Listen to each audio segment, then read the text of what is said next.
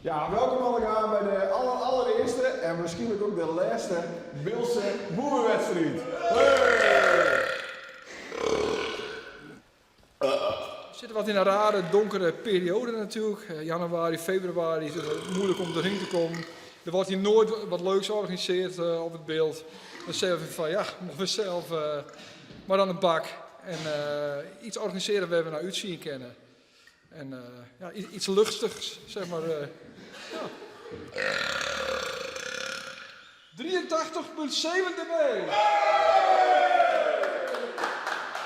Wat is nou de perfecte boer? Ja, het is dus door die lucht zeg maar, op te happen en in die maag te pompen. En zoveel mogelijk als kerst.